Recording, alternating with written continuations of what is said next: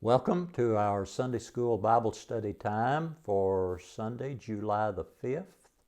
We are continuing our study in the book of Proverbs. Last week, in the 4th chapter of Proverbs, we studied about the choice that confronts us. Will we choose the path of wisdom or the path of wickedness?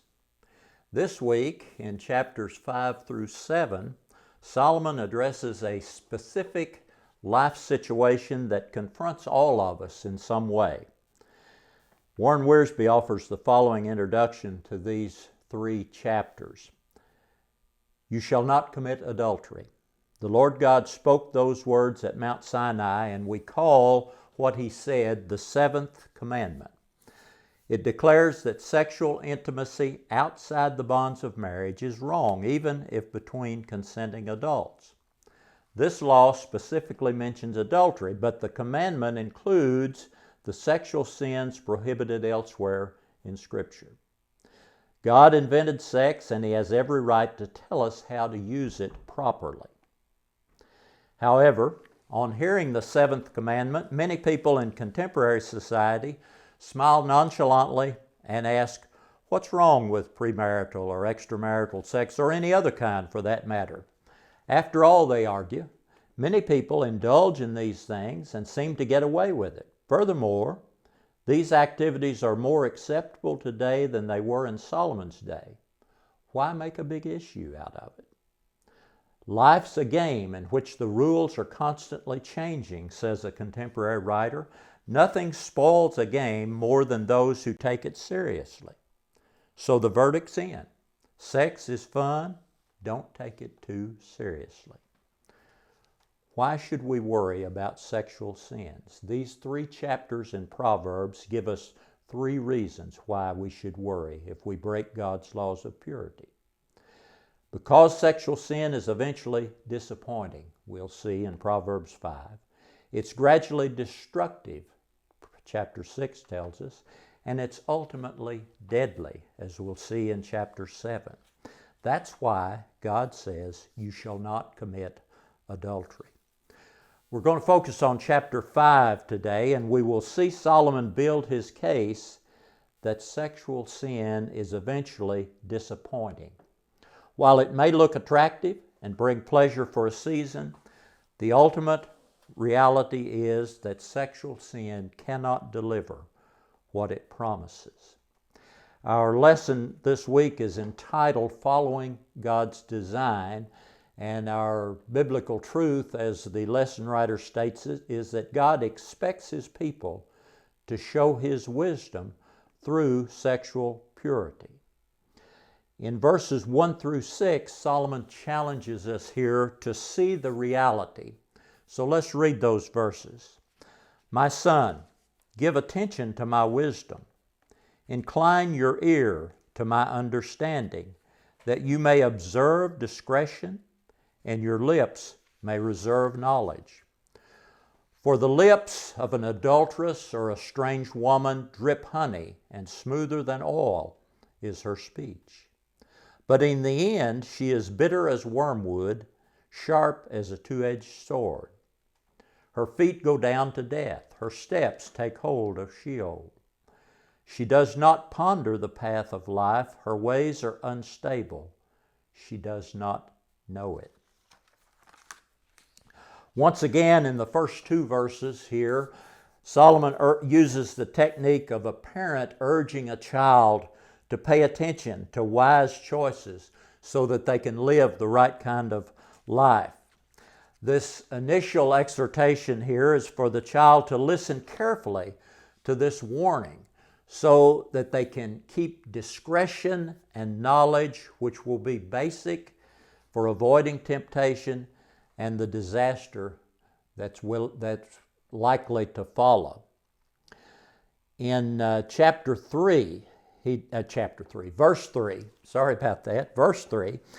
describes the lips of an adulteress or a strange woman drip honey, and smoother than oil is her speech. The adulteress, or literally strange woman, is one who wants to lure a young man into a web of immorality. The word that's translated strange there basically means not related to. So the strange woman, or the forbidden woman, again, some of your translations may say, is one to whom the man is not related by marriage, and therefore any sexual liaison with her is evil. So she's not the young man's wife, and she uses her lips and the words that pass through them as tools of seduction. Solomon describes her lips as dripping honey. In ancient Israel, nothing would have been sweeter than honey. Therefore, nothing would have compared with her sweet, seductive speech. The second line of verse 3 compares the smoothness of that speech to that of olive oil. And again, in Solomon's day, nothing was considered smoother than olive oil. So the picture that Solomon draws for us here is of one using sweet, smooth, extremely flattering speech to seduce someone. These flattering words would be difficult for a young man to resist. Now, we should note that the portrait here that Solomon draws is of a woman seducing a man, but the reverse image is just as valid. The picture of a glib, smooth-talking man whose goal is seduction is certainly one with which we can relate equally well. Paying attention to this forbidden woman is dangerous. At first, the seductive speech would seem alluring and would promise pleasure. The ultimate reality, though, is much different. It's described here as being as bitter as wormwood. Wormwood was a shrub that had a very bitter flavor. Again, the second line is an example of synonymous parallelism. The parallel description is sharp as a two-edged sword. The destructive capacity of a double-edged sword is obvious. So the end result of participating in the sexual sin would be extreme bitterness and awful misery. There's more to the story. The path that the promiscuous woman leads him on leads to death. Solomon in the Proverbs portrays life as a journey, and wisdom demands that we pay close attention to each step that we take on it. Sexual gratification without restraint is a dangerous path to take. Warren Wiersbe says about this that the book of Proverbs emphasizes the importance of looking ahead to see where your actions will lead you. The wise person checks on the destination before buying a ticket. Modern society thinks that people can violate God's laws and escape the consequences. They're sure that what happened to others won't happen to them. Sad to say, their ignorance, their insolence can never neutralize the tragic aftermath that comes when people break the law of God. Oh, that they were wise, that they understood this, that they would consider their latter end, Deuteronomy 32:29 says. God's plan for marriage involves one man and one woman who devote themselves to each other for life. That's the ideal. Because we're sinners, all of us fall short in some measure in this area, just like we fall short in every other area of life.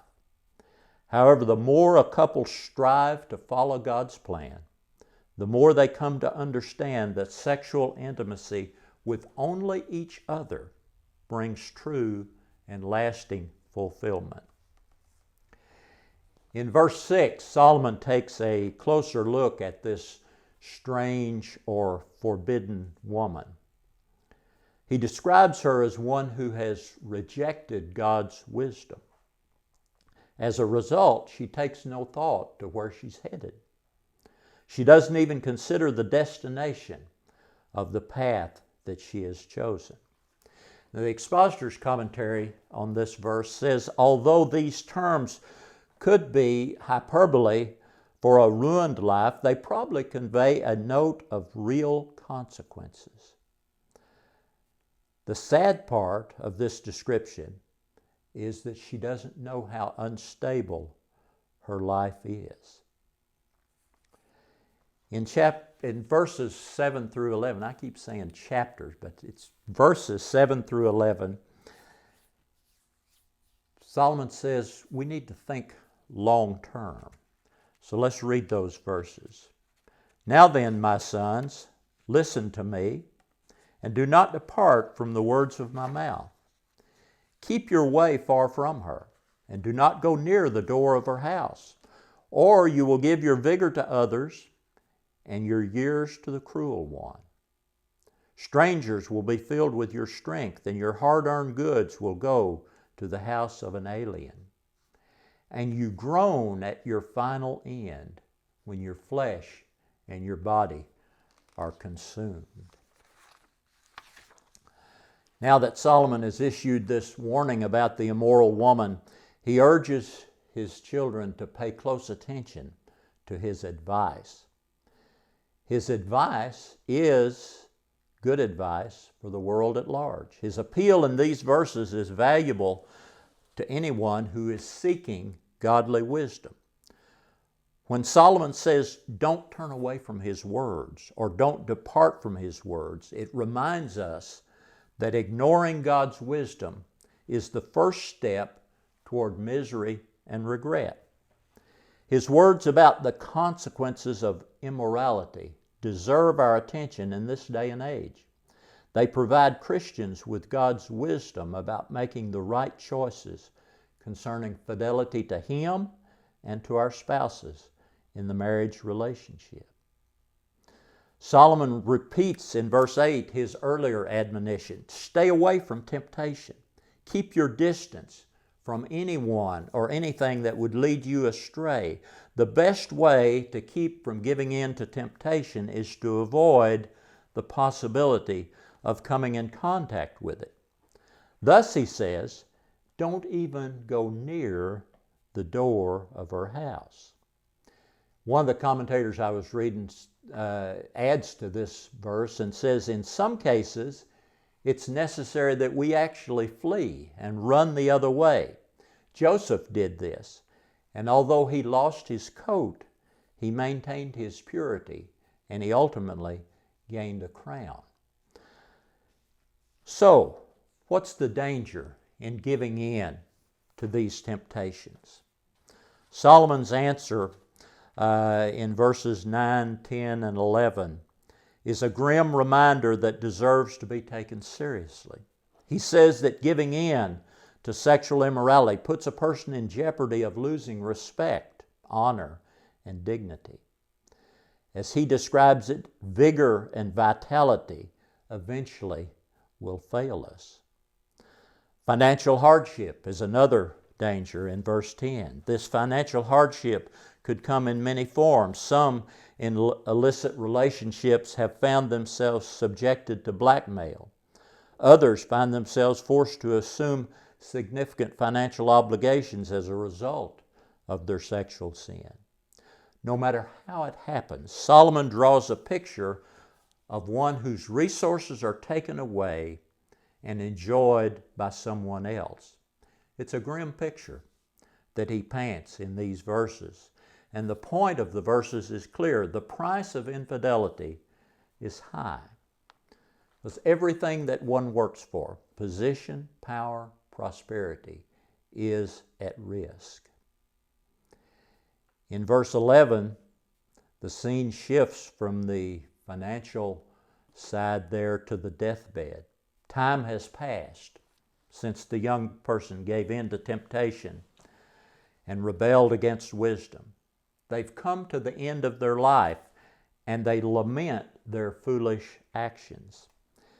The effects of immorality have consumed them. However, the physical consequences pale when compared to the anguish and emotional and spiritual toll of their regret. Listen to the lament that's expressed in verses 12 through 14. Those verses are not a part of our focal scripture, but they express this lament very well. And you say, how I hated instruction, and my heart spurned reproof. I've not listened to the voice of my teachers, nor inclined my ear to my instructors. I was almost in utter ruin in the midst of the assembly and congregation. Warren Wiersbe describes this as they're experiencing going from gain to loss. Temptation always includes hopeful promises, he says. Otherwise, people would never take the devil's bait. For a time, it seems like these promises have been fulfilled, and sinners bask in the sunshine of pleasant experience and false assurance. This is what family counselor J. Allen Peterson calls the myth of the greener grass. People who commit sexual sins think their problems are solved. She understands me so much better than my wife does. And that life will get better and better. But disobedience to God's laws always brings sad consequences. And sinners eventually pay dearly for their brief moments of pleasure. As we move on to verses 15 through 18, we see Solomon challenge us to enjoy the provision that God has made for us in the marriage relationship. Verses 15 through 18. Drink water from your own cistern, and fresh water from your own well. Should your springs be dispersed abroad, streams of water in the streets, let them be yours alone and not for strangers with you. Let your fountain be blessed and rejoice in the wife of your youth. Solomon skillfully here uses poetic words to draw a vivid word picture for us of the sexual intimacy in marriage. He uses water and a cistern and a well as a metaphor. It was a particularly apt comparison in that time and place. Water was a precious commodity. The desert climate there did not produce a lot of water, and so the need for it was great. Water gave life, and without water, survival is not possible. In like manner, the health and survival of the marriage relationship depends on being faithful to one another. That's the significance of the cistern. Wise people collected rainwater in a cistern, making it available for the future. This describes the faithful marriage partner who will meet the needs of their partner as time passes. Solomon affirms the wisdom of the spouse who devotes oneself to a sexual relationship with no one but their own spouse. In the next verse, Solomon raises an important question about sexual fidelity in marriage. He wonders how wise a person would be if they took the precious water collected in the previous verse and poured it out in the street. This would be an extremely foolish action in the mind of any discerning person. What sense would it make to go to the public square and pour life-giving water out on the ground? But the idea of God's people engaging in sexual immorality is as foolish as wasting life-sustaining water by pouring it in the street. Verse 17, he continues to answer the question. He directs our attention to the harsh reality of adultery and other sexual misconduct. God intended for the relationship between husband and wife to be marked by fidelity to each other. Intimacy grows as they devote themselves solely to each other. However, this blessing of intimacy is shattered when adultery enters the relationship. Instead of the intimacy between the two, now a stranger is introduced into the relationship. Solomon has vividly described the path of adultery in these verses. Now he directs our attention to the appropriate way to live according to God's design. In verse 18, again he uses water as a word picture. This time a fountain is used.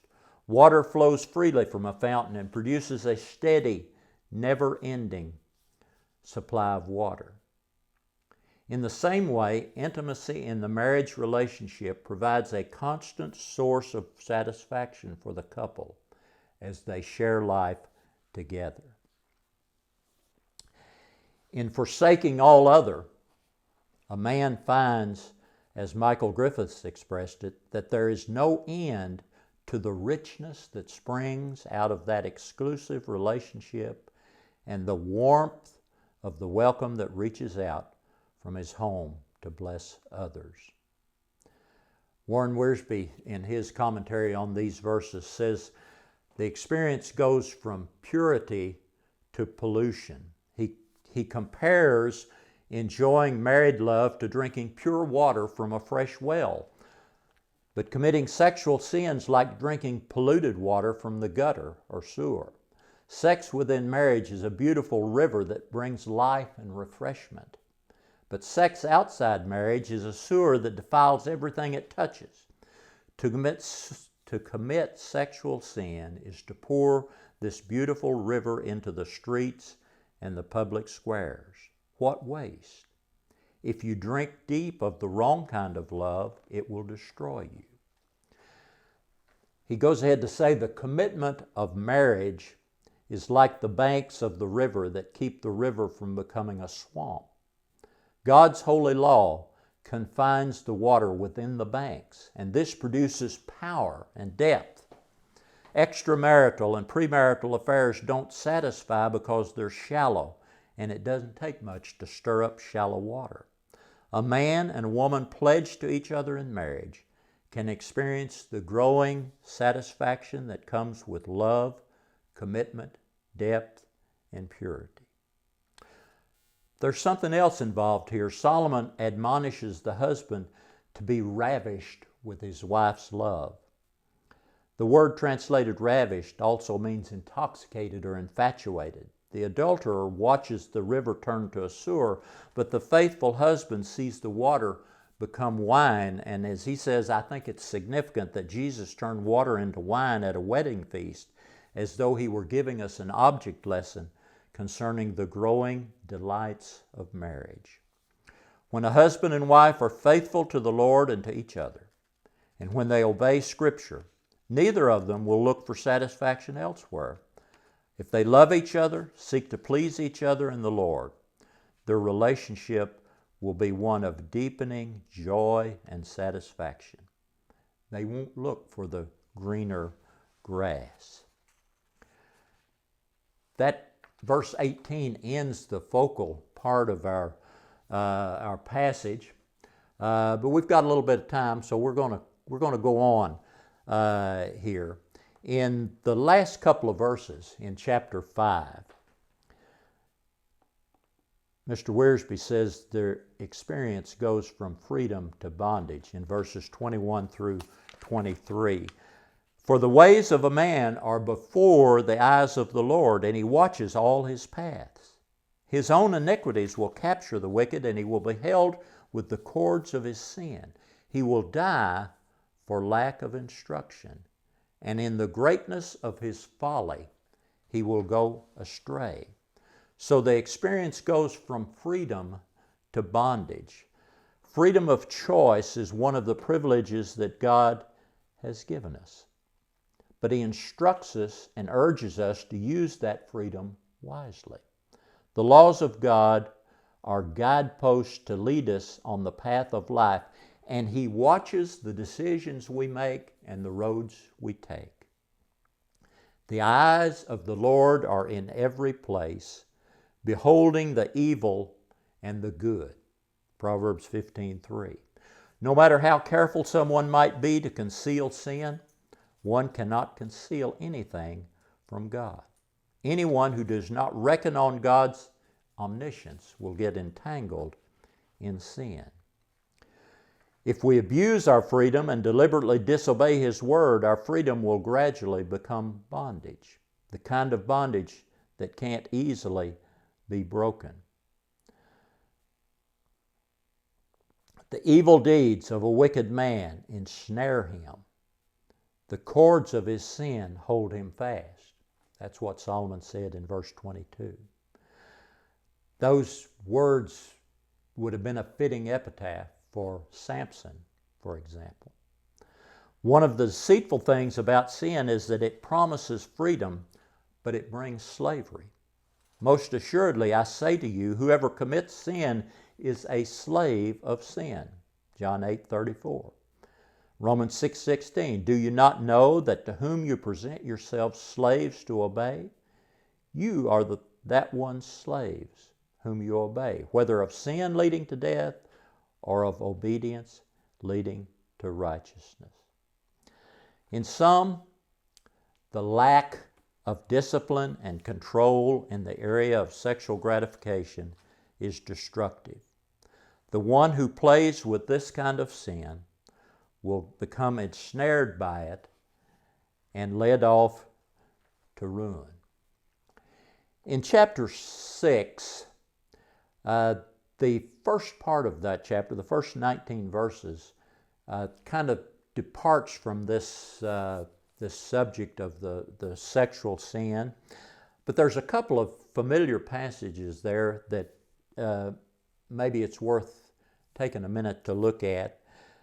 In verses 6 through 11, Solomon gives us an example from nature, the example of the ant. He says, "Go to the ant, O sluggard, observe her ways and be wise, which having no chief, officer, or ruler, prepares her food in the summer, gathers her provision in the harvest. How long will you lie down, O sluggard?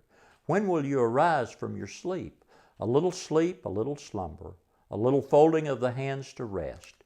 Your poverty will come in like a vagabond, and your need like an armed man." A couple of times in chapter 5, we saw Solomon emphasize the importance of looking at the long term rather than just being focused on the here and now. So here in this example, he gives us a good picture from nature.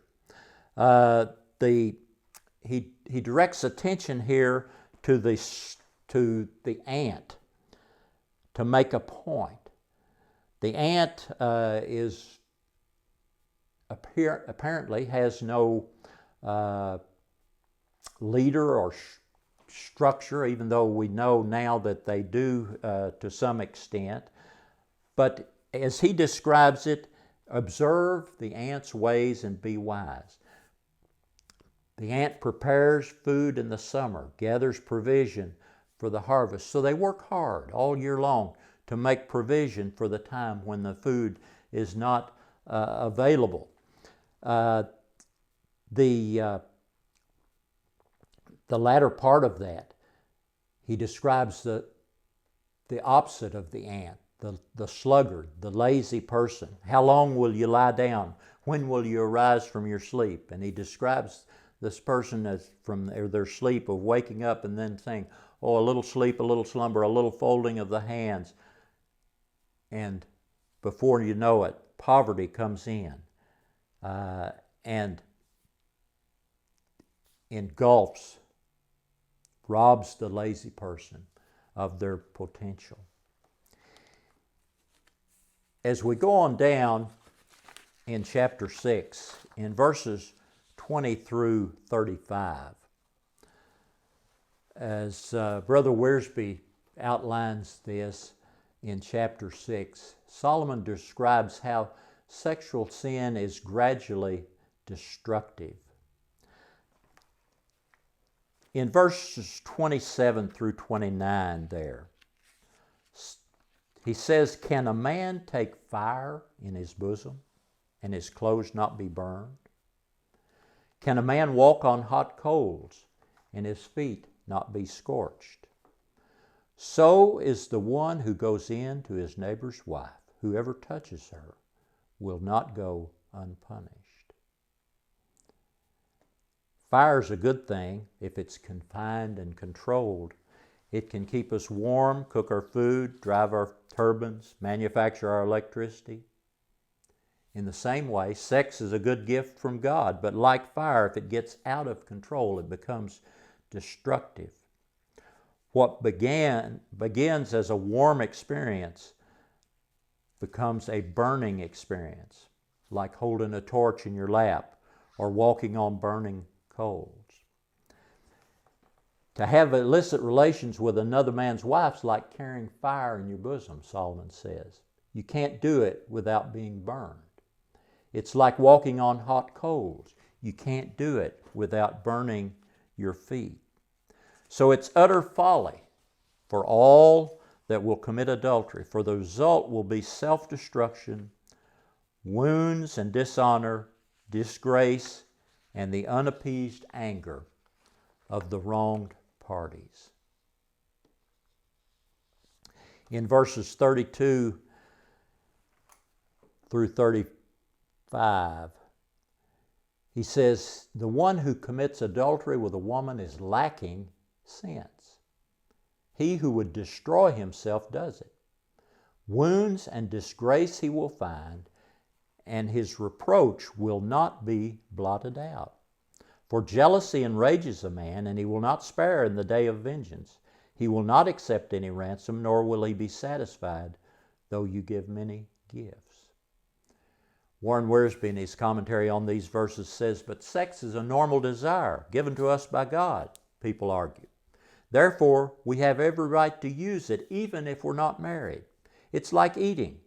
If you're hungry, God gave you food to eat. If you're lonely, God gave you sex to enjoy. Some of the people in the Corinthian church used this argument to defend their sinful ways. Food for the stomach, and the stomach for food. But Paul made it clear that the believer's body belongs to God, and the presence of a desire is not the same as the privilege to satisfy that desire. There are appropriate ways to satisfy the desires that God has given us. Adultery is stealing. For this is the will of God, your sanctification. That is, that you abstain from sexual immorality, and that no man transgress and defraud his brother in the matter. 1 Thessalonians 4, 3, and 6. When adultery enters a marriage, everybody loses. So the truth is shown here at the end of chapter 6 that sexual sin is destructive. In chapter 7, Warren Wiersbe captions this, sexual sin is ultimately deadly. And Solomon in chapter 7 gives us a narrative, a story.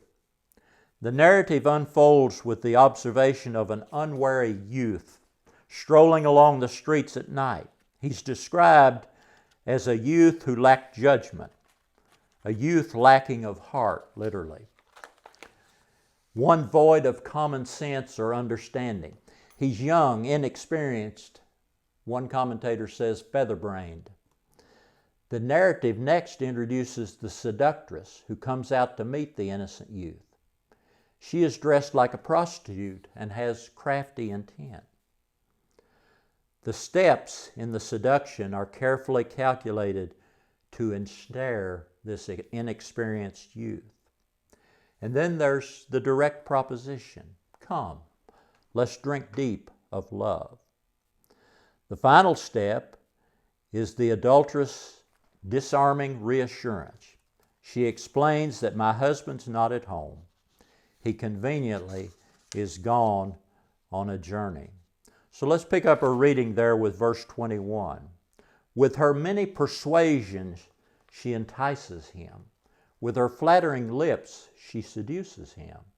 Suddenly he follows her as an ox goes to the slaughter, or as one in fetters to the discipline of a fool, until an arrow pierces through his liver, as a bird hastens to the snare, so he does not know that it will cost him his life. Now therefore, my sons, listen to me and pay attention to the words of my mouth. Do not let your heart turn aside to her ways. Do not stray into her paths, for many are the victims she has cast down, and numerous are all her slain. Her house is the way to Sheol, descending to the chambers of death. So the fall of this naive young man is sudden. He uses the similes of an ox for the slaughter and a deer for the noose. So he warns of the complete ruin that can come to one guilty of allowing himself to be seduced. The sin could cost him his life. He needs to know this. The meaning of the verse may refer to moral corruption rather than literal death, but it also may be a physical description of ultimate death.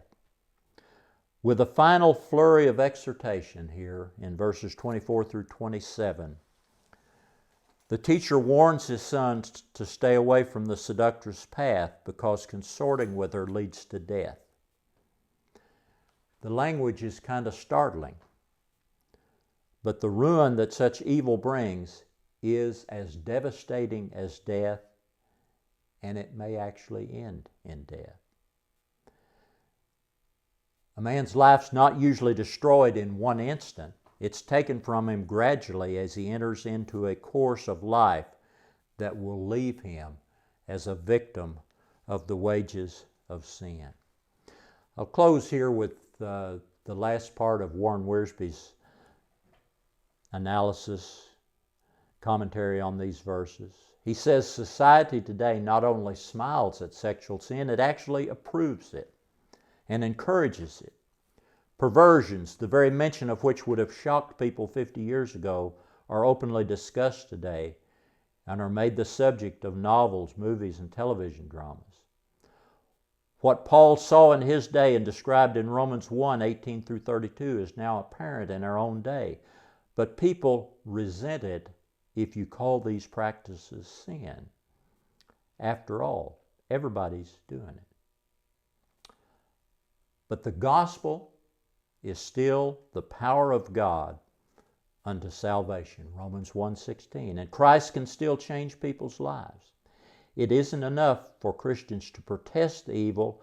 We must practice the good and proclaim the good news that sinners can become new creatures in Christ. If the world had more light, there'd be less darkness. If the world had more salt, there'd be less decay. If the world heard more truth, there would be less deception.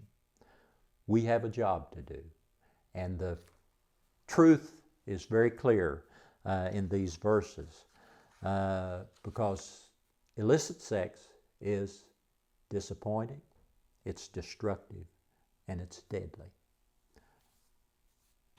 Come back next week and we'll pick up with chapter 8.